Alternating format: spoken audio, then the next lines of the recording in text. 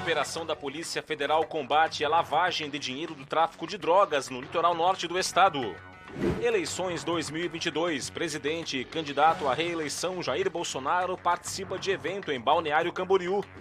Ministério Público dá prazo final para que a Prefeitura faça as adequações necessárias no mercado público de Florianópolis. Chuva provoca estragos em cidades catarinenses. E ainda, produção da indústria catarinense tem queda acentuada em agosto, segundo dados do IBGE. Está no ar o Band Cidade com Rodrigo Cardoso. Olá, uma boa noite para você. O Band Cidade começa com informação ao vivo. Vai ser julgado na capital Sérgio Orlandini Sirotsky, que atropelou e matou uma pessoa em Florianópolis 5 anos atrás. Ronaldo Penido, ao vivo, tem as informações. Ronaldo, muito boa noite para você. Quando vai ser esse julgamento? Boa noite, Rodrigo. Boa noite a todos. O julgamento de Sérgio Orlandini Sirotsky será na próxima quinta-feira, dia 13 de outubro, às 9 horas da manhã, em Florianópolis. Ele é acusado de atropelar 3 pessoas na SC 402, em Jurerê Internacional. Uma destas pessoas, um jovem de 23 anos, acabou morrendo. O crime ocorreu há 5 anos. De acordo com o Tribunal de Justiça de Santa Catarina, Sirotsky responde pela morte de Sérgio Teixeira e a tentativa de homicídio das outras 2 vítimas. A Justiça também o denuncia por não ter prestado socorro aos atropelados. Na ocasião, o carro dirigido por Sirotsky, um Audi A3, estava em alta velocidade e este veículo, ele tentou fazer uma ultrapassagem de um ônibus quando acabou atingindo as 3 vítimas no acostamento da SC 402. Ele se envolveu neste acidente, não prestou socorro às vítimas e um outro carro que também se envolveu no acidente, essa outra pessoa, esse outro motorista, acabou tendo seu processo desmembrado. Trata-se de Eduardo dos Rios, que conduzia um segundo veículo que também se envolveu no acidente. E a defesa dele pediu para separar o processo. A sentença dele foi de 2 anos de reclusão e outros 7 de detenção, ambos em regime aberto. Voltamos ao estúdio do Band Cidade. Obrigado, Ronaldo, pelas informações e uma boa noite para você. A Polícia Federal deflagrou hoje a Operação BC Laundry. O foco foi o combate à lavagem de dinheiro do tráfico de drogas. Policiais federais e militares cumpriram 4 mandados de prisão preventiva e 6 de busca e apreensão. As ordens foram cumpridas em Balneário Camboriú, no litoral norte de Santa Catarina. A Justiça Federal também determinou o sequestro de 150 milhões de reais em bens. Foram apreendidos uma lancha, 8 veículos de luxo, 41 caminhões e 29 imóveis, 10 em São Paulo e 19 em Santa Catarina. Entre os presos estão os líderes da organização criminosa que estavam foragidos e também um casal de corretores de Balneário Camboriú. Segundo a polícia, os corretores intermediavam a maioria das aquisições de imóveis do grupo criminoso e também faziam o gerenciamento desses bens. A ação teve como base uma outra operação da Polícia Federal, a Alba Vírus, deflagrada em 2019 para combater uma organização criminosa que fazia o tráfico internacional de cocaína por meio dos portos de Santos, em São Paulo, Paranaguá, no Paraná, e Navegantes, em Santa Catarina. A quadrilha lavava o dinheiro do tráfico por meio de empresas de fachada da área de transportes. Os investigados vão responder por lavagem de dinheiro e organização criminosa. Se condenados, podem pegar uma pena de até 18 anos de prisão. Também em Santa Catarina, a Polícia Civil deflagrou uma operação contra o tráfico de drogas em Araquari, no norte catarinense. 22 mandados foram cumpridos. Os policiais cumpriram 9 mandados de prisão preventiva e 13 de busca e apreensão em Araquari, Itajaí, Ponte Alta, Blumenau, Guaramirim, São José, Palhoça, São Pedro de Alcântara e em Porto Velho, no estado de Rondônia. Até o momento foram presas 8 pessoas, integrantes dessa organização criminosa. Um desses indivíduos está sendo autuado em flagrante por tráfico de drogas em razão do encontro de uma pequena quantidade de droga, bem como 30 mil em espécie em sua residência. A operação foi deflagrada pela Delegacia de Repressão ao Crime Organizado da Diretoria Estadual de Investigações Criminais, a DEIC. Em Forquilinha, no sul do estado, a Polícia Civil apreendeu medicamentos abortivos ilegais. Os policiais cumpriram um mandado de busca e apreensão na casa de uma mulher de 28 anos de idade suspeita de comercializar os remédios. No local foram apreendidas várias caixas do medicamento Citotec, usado para a prática ilegal do aborto. A mulher assumiu que comercializava os remédios por meio de grupos de mensagens nas redes sociais para cidades de todo o país. Ela não chegou a ser presa porque a representação policial foi negada pelo Ministério Público. Outra ação apreendeu 120 quilos de maconha no Oeste.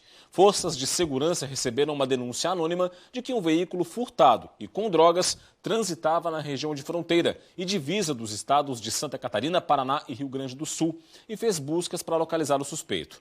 O carro foi encontrado em Chapecó e seguido até a abordagem em Nonoai, no Rio Grande do Sul. Após a inspeção, os agentes apreenderam 150 tabletes de maconha. O motorista preso em flagrante por tráfico de drogas tinha mandado de prisão em aberto no Rio Grande do Sul. Ele foi levado para a delegacia. Agora, olha só, um carro invadiu um prédio na área central de Florianópolis nesta terça-feira. O motorista disse para a guarda municipal que estacionou o veículo e depois foi avisado de que o carro desceu a rua desgovernado e bateu no muro de vidro. O local onde o acidente ocorreu é bastante movimentado, mas tudo aconteceu em um horário em que não passava ninguém. Felizmente, não houve feridos. E logo mais, depois do Band Cidade, tem o Jornal da Band. Vamos saber agora os destaques desta terça-feira com a Paloma Totti. Olá, Paloma. Olá, daqui a pouco tem Jornal da Band. Aqui estão os destaques do jornal de hoje. Autoridades da saúde alertam para o aumento nos casos de gripe em 4 estados e também no Distrito Federal. Peregrinação à Aparecida volta depois de 2 anos suspensa pela pandemia. Potências ocidentais discutem fornecer mais armas à Ucrânia e novas punições à Rússia por causa da guerra. Isso e muito mais daqui a pouco às 7h20. A gente te espera. Estamos de volta para falar do Prêmio Band Cidades Excelentes 2022. O Grupo Bandeirantes e o Instituto Áquila reconhecem o talento da gestão pública municipal. O Prêmio Band Cidades Excelentes foi criado para reconhecer as iniciativas das prefeituras. A parceria entre a Band, suas afiliadas e o Instituto Áquila traz à luz muitos dados e informações fundamentais para a boa gestão. A análise é realizada com base no algoritmo desenvolvido pelo Instituto, que tem informações de cidades do mundo todo. É o chamado IGMA, Índice de Gestão Municipal Áquila. Com ele, os avaliadores do prêmio monitoram os indicadores e as pontuações mostram se a cidade está indo bem ou não.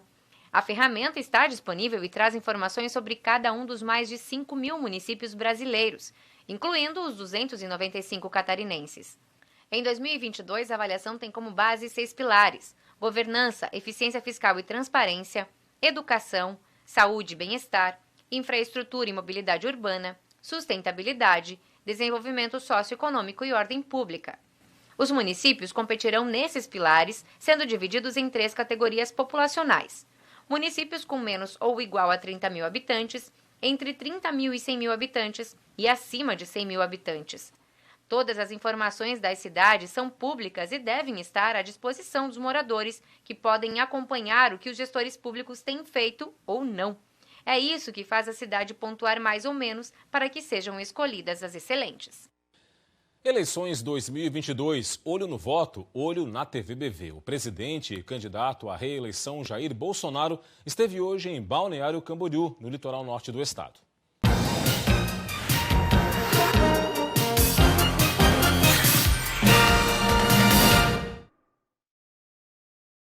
O candidato Jair Bolsonaro, do PL, desembarcou no aeroporto de Navegantes por volta das 9h20 da manhã. Foi recebido pelo senador eleito Jorge Seife e pelo candidato ao governo do estado, Jorginho Melo, os dois do mesmo partido. O centro de eventos da cidade de Balneário Camboriú já contava com pessoas reunidas desde 7 da manhã. O evento Prefeitos com Bolsonaro em Santa Catarina faz parte de ações realizadas em todos os estados brasileiros para fortalecer as votações a favor do candidato no segundo turno. Essa é a 15ª vez que o presidente Jair Bolsonaro vem a Santa Catarina, um dos estados com maior número de apoiadores. Só no primeiro turno foram mais de 60% dos votos aqui no estado, vencendo em 263 dos 295 municípios. No evento de hoje, Bolsonaro se reúne então com apoiadores apoiadores, com Jorginho Melo, candidato ao governo do estado, e com Jorge Seife, candidato eleito a senador, para então pedir mais votos para esse segundo turno. Bolsonaro agradeceu a presença dos apoiadores e expressou apoio ao candidato ao governo de Santa Catarina, Jorginho Melo. No discurso, celebrou a família e a religião cristã. Também durante o evento, o empresário Luciano Hang, apoiador de Jair Bolsonaro, foi homenageado pela passagem do aniversário dele. O evento terminou por volta do meio-dia. Ainda durante a tarde, o presidente participou de outro evento de campanha em Pelotas, no Rio Grande do Sul. O Ministério Público de Santa Catarina fez uma nova vistoria no mercado público de Florianópolis. Os promotores foram conferir se as manutenções solicitadas foram ou não atendidas. O Ministério Público solicitou que a Prefeitura faça melhorias no sistema de prevenção de incêndio. Uma empresa foi contratada para trocar as mangueiras, hidrantes e irrigadores de combate a incêndio. No meio da obra, descobriram que as tubulações subterrâneas que levavam a água para o sistema estavam corroídas e não tinham a pressurização necessária, ou seja, a água não saía com força. Tudo isso deveria estar pronto no mês passado, último prazo do Ministério Público, mas não está. A empresa alega que a demora está na burocracia, o que preocupa ainda mais o Ministério Público. No caso de incêndio hoje, afora a questão dos carros, né, dos bombeiros, nós não teríamos água aqui para poder debelar o fogo, o que é muito preocupante também.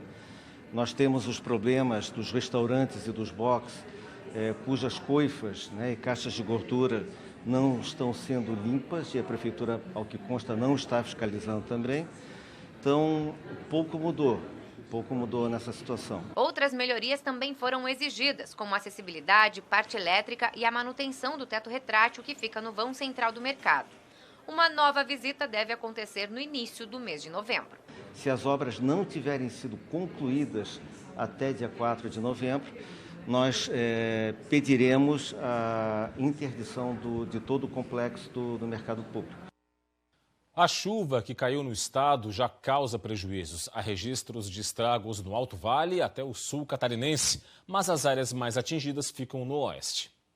Em Ipuaçu, as fortes chuvas causaram alagamentos na cidade e no interior do município. Alguns deslizamentos de terra nas margens da rodovia deixam os motoristas em alerta. Na SC 451, estrada que liga Ipuaçu a Belardo Luz, o rio transbordou sobre a ponte. A Defesa Civil Municipal segue monitorando e acompanhando os fatos. Na cidade de Galvão, o rio transbordou com tanta chuva e alagou ruas e localidades. Em São Domingos, até às 6 da manhã de hoje, já tinha chovido mais de 200 milímetros. Com o transbordo dos rios, algumas pontes ficaram interditadas. As equipes da Defesa Civil e Secretaria de Obras e Agricultura trabalham no monitoramento e retirada de moradores de casas mais próximas aos rios. Na cidade de Ponte Serrada, mais alagamentos. As comunidades estão em alerta. A água é tanta que invadiu as pistas das rodovias. Em Ouro Verde, o pasto está debaixo d'água. Além dos alagamentos e deslizamentos, quedas de árvores interrompem o trânsito. Na cidade de São Lourenço do Oeste, a estrada virou um rio. A força da água impressiona. Casas ficaram ilhadas porque a água toma conta. O rio São Lourenço está bem acima do nível, deixando a cidade em alerta. Em Abelardo Luz, a chuva não deu trégua e o rio subiu ao ponto de invadir as estradas. Hoje pela manhã, já tinha chovido mais de 170 milímetros por lá. A Defesa Civil de Rio do Sul monitora a situação da chuva na região do Alto Vale. A preocupação é com o nível do rio Itajaí-Açu. Na Bela Aliança, o seu Aloísio e os vizinhos amanheceram de olho no rio, que hoje cedo ainda não tinha chegado na parte mais baixa da Coab. De olho no rio porque tem chovido bastante e a chuva forte, né? À noite e tudo, olha. Vocês aqui estão torcendo para a água não subir? Torcendo para ela não subir, porque eu tenho minha casinha lá na esquina. Quem já viveu o drama da enchente espera que a chuva dê uma trégua. Em maio nós já passamos por isso, porque foi da noite para o dia. Quando nós levantamos, se acordamos, a água já estava batendo na porta, né, como se diz, né? Por enquanto, segundo a Defesa Civil de Rio do Sul, nenhum morador do município precisou sair de casa e nenhum abrigo foi aberto. A orientação para quem mora nas áreas mais baixas, como aqui na Coab, é que fique atento à elevação das águas. A previsão é que o Itajaí-Açu atinja os 7,5 metros. Então o rio ontem cresceu de maneira bastante abrupta, né? As águas pós-barragens, elas continuam vindo para o Rio do Sul, então isso vai causando de forma natural a evolução, né, do nível do rio. O nível do rio Itajaí-Açu chegou aos 6,32 metros em Rio do Sul. As barragens de Taió e Ituporanga seguem com as comportas fechadas. A Defesa Civil de Rio do Sul continua monitorando as condições do clima. Um dos modelos meteorológicos aponta que a chuva prevista para esta semana aqui na região pode não ser tão intensa quanto se espera. A previsão é que já deu uma melhorada nesse modelo e a gente está esperançoso, né, que o rio Itajaí realmente não chegue no seu nível de criticidade e não atinja alguém. A frente fria se afasta de Santa Catarina, mas ainda tem estabilidade prevista para o estado nesta quarta-feira. Detalhes agora na previsão do Band Cidade.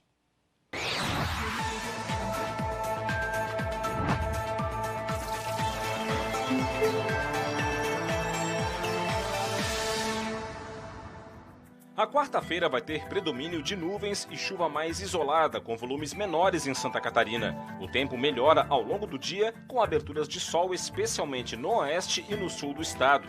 As temperaturas vão ter pequena elevação em Santa Catarina. Na capital, mínima de 17, máxima de 23 graus. Em Itajaí, variação entre 17 e 24. Em Lages, mínima de 12, máxima de 15. E em Chapecó, mínima de 14 e máxima de 20 graus.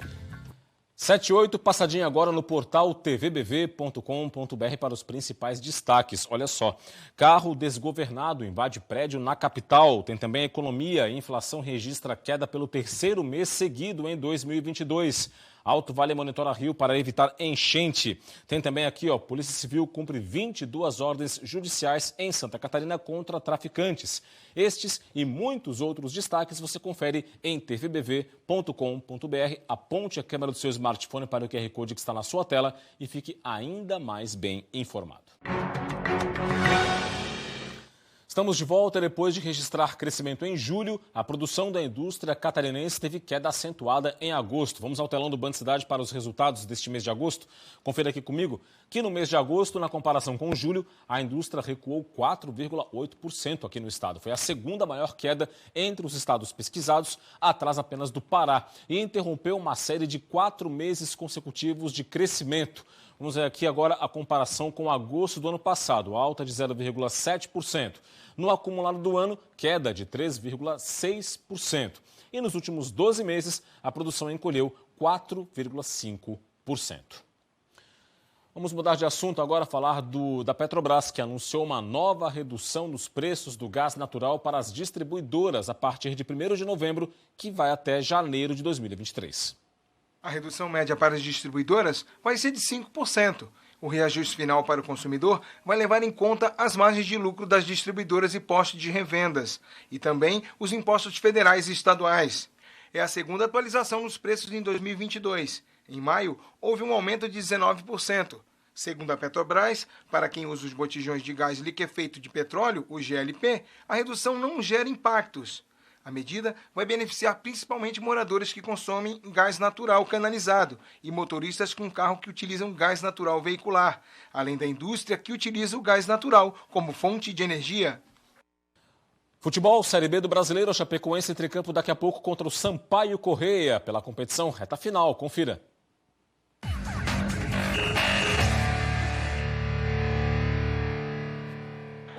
Que já foi o melhor visitante da segundona, vive uma seca de vitórias, mas quer acabar com ela hoje, diante do Sampaio Corrêa. A Chapecoense vem de empate na Arena Condá, com o Operário, e agora quer recuperar os pontos perdidos na rodada passada. Na 15ª colocação, o Verdão do Oeste tem 39 pontos. Para essa partida, no Maranhão, a Chapecoense terá 4 desfalques. Pablo Oliveira e Frazan cumprem suspensão. Betinho está lesionado e Vitor Ramos foi poupado da viagem por dores no adutor da coxa. A Chapecoense entra em campo às 9h30 da noite e apenas os 3 pontos interessam para o time do Oeste. O Ministério Público Estadual criou uma nova promotoria para combater crimes de racismo, ódio, intolerância e discriminação. Um morador de Blumenau foi vítima de racismo durante a Oktoberfest, depois que fez publicações em uma rede social vestido a caráter com as roupas da tradicional festa alemã. Ele e a enteada, de apenas 12 anos, sofreram comentários racistas. Para combater este tipo de comportamento, o Ministério Público de Santa Catarina criou uma nova promotoria de justiça. Nós vimos a necessidade de especializar colegas, poderem se especializar para se aprofundar, entenderem melhor a problemática e, consequentemente, darem uma resposta melhor à sociedade no processamento, no retorno, na punição a essas condutas. E o segundo ponto é que a gente tem visto especificamente um aumento nas condutas de agressões raciais ou de intolerância, de não respeito às pessoas diferentes de nós mesmos. A Promotoria de Combate aos Crimes de Ódio, Racismo, de Intolerância e Preconceito vai reunir todos os procedimentos para estes tipos de crimes na 40ª Promotoria de Justiça da capital. Para este professor, que também é pesquisador de ações afirmativas, o problema do racismo e preconceito está enraizado na sociedade.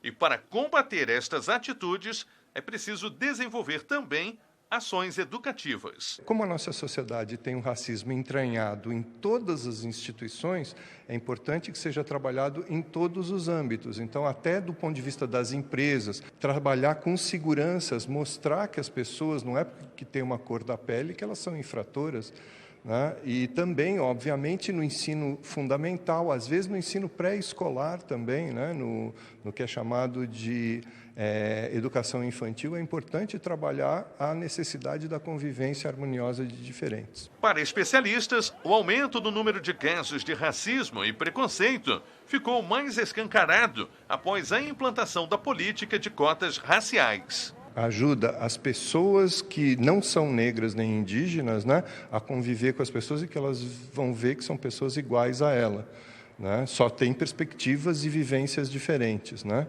E, ao mesmo tempo, o sucesso da lei de cotas também promove pessoas negras e indígenas para cargos de poder, que faz com que elas mexam nas instituições, para que as instituições se movam para uma maior equidade no tratamento das pessoas. O Ministério Público de Santa Catarina estima que há cerca de 530 células neonazistas com mais de 10 mil membros em todo o país. Estes grupos são os responsáveis por disseminar discursos de ódio, racismo e intolerância, sobretudo no ambiente virtual. A discriminação de uma pessoa por raça, cor, opção sexual ou religião configura-se crime de racismo, com pena prevista de 2 a 5 anos. A agressão, a discriminação pública nas redes, na grande rede, na rede de computadores, ela também é afetada pelo direito. A pessoa também comete crimes quando está nesses locais. Por isso, é preciso também a atenção das pessoas para que saibam que a internet não é uma terra sem lei também, ela também pode ser processada e punida nesses locais. Um aplicativo promete agilizar os atendimentos no INSS. A meta é diminuir as já conhecidas filas de espera. A esperada aposentadoria chegou para Ivete há 14 anos. Depois de anos de trabalho como empregada doméstica, ela precisou reunir documentos e ir à Previdência Social. Eu levei meus documentos, a identidade, né, que eles pediram e aqueles papel que eu pagava o NPS, né?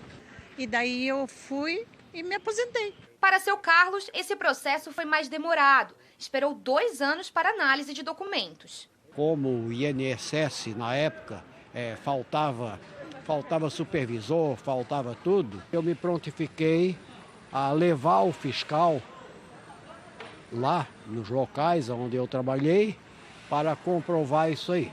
Todo esse processo se tornou mais rápido. Agora, a análise esperada por seu Carlos demora em média 90 dias. E esse período pode diminuir. Para continuar com os direitos, aposentados e pensionistas precisam ir até o banco e apresentar uma série de documentos para fazer a biometria e comprovar que podem continuar recebendo os benefícios. Se essa confirmação não for feita presencialmente, esses benefícios podem ser suspensos. Mas agora, com a atualização do aplicativo do INSS, o pedido de aposentadoria e a prova de vida podem ser feitos de casa. Quando o segurado tem acesso aos todos os sistemas de votação, de aplicação de vacina, se ele registra isso, já vai servir como prova de vida. E nos casos que o segurado não for verificado que ele não teve nenhum desses procedimentos no ano corrente, o INSS vai atrás do segurado para saber se ele continua ali vivo e se continua com direito de receber o benefício. Os requerimentos de aposentadoria foram intensificados durante a pandemia, quando os locais foram fechados e foi necessário criar alternativas para a continuação do serviço. Mas é preciso estar atento à nova tecnologia. A facilidade é que hoje o INSS, ele faz tudo digital, a pessoa pode anexar os documentos ali e a análise inicial é feita por um robozinho, de forma robótica. Então, se tiver tudo correto, o pedido ele é deferido imediatamente. Então, isso é fantástico. O grande problema é que a base de dados dos segurados, que a gente chama de CNIS, que é o cadastro das informações sociais deles, de tempo de contribuição, a grande maioria do pessoal com mais idade, esse cadastro normalmente está incorreto. E aí que reside o problema. Porque aí, se tiver incorreto esse cadastro, acaba negando o benefício, muitas vezes indevidamente. E é isso, ficamos por aqui com o Band Cidade. Vem aí o Jornal da Band. Para você, um forte abraço, muito obrigado pela audiência, boa noite e até amanhã. Tchau, tchau.